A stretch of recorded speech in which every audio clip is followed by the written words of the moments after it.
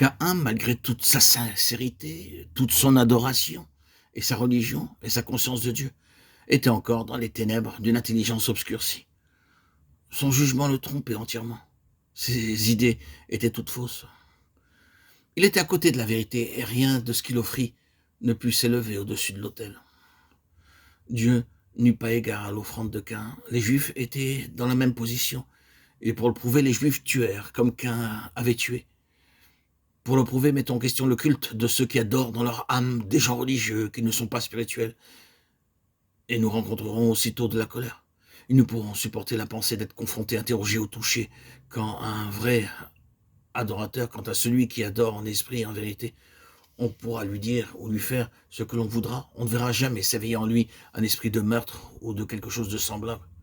Comme Abel, il livrera sa vie aux mains même des adorateurs, des gens religieux. C'est la différence que nous trouvons entre l'âme et l'esprit. Nous avons déjà dit que nous étions dans un cercle beaucoup plus restreint que celui qui embrasserait les croyants pour les distinguer des incrédules. Bien-aimés, chers amis, auditeurs, auditrices, la vie, c'est qu'elle triomphe et qui avance, celle qui porte le sceau et la marque de Dieu, celle qui est de Dieu et qui est acceptable à Dieu. Cette vie est la vie vécue dans la ligne de l'esprit. La mort, bien qu'elle puisse avoir toutes les apparences extérieures, les formes, le culte, la conscience de Dieu, la religion, n'en est pas moins la mort. Elle ne peut triompher, elle ne peut avancer. Oh, me direz-vous, vous parlez sûrement dans un domaine très vaste. Nous savons à qui vous pensez, aux gens simplement religieux, à ceux qui se contentent d'aller à l'église et de répéter des prières étudiées. Mais non, on peut certainement faire une application de ces pensées à cela, mais ce n'est pas à eux que je pense. Nous ne divisons pas les choses si absolument et si entièrement pour les mettre dans des compartiments étanches. Je dis que ces choses peuvent se cacher dans la plupart des croyants et que cela signifie pour eux l'imitation de vie. Pourquoi certains missionnaires peuvent-ils rentrer de leur champ de travail après un service de 25 ou 30 ans en disant « tout s'est effondré ». Les promesses de Dieu ont été, en ce qui me concerne, réduites en cendres et en poussière. Soyons tout à fait francs, il y en a.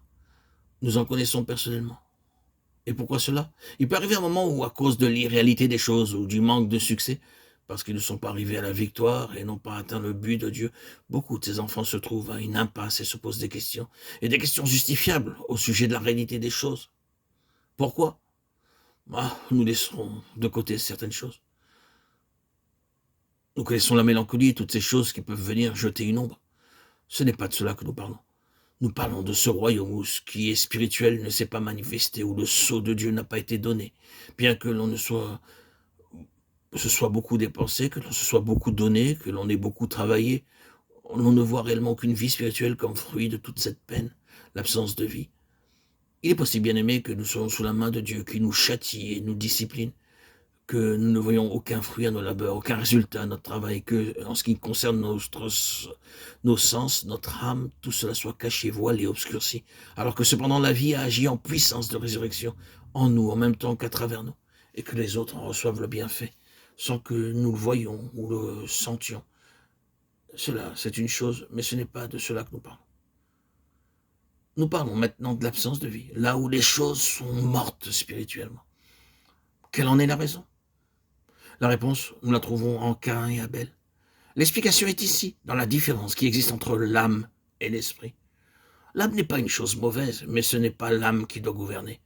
Lorsque ce qui est de l'âme prend le dessus, c'est le moi qui prend le dessus, et les œuvres viennent de nous-mêmes, des énergies et des activités de notre propre âme, et ce ne sont plus les énergies de Dieu qui agissent par notre esprit.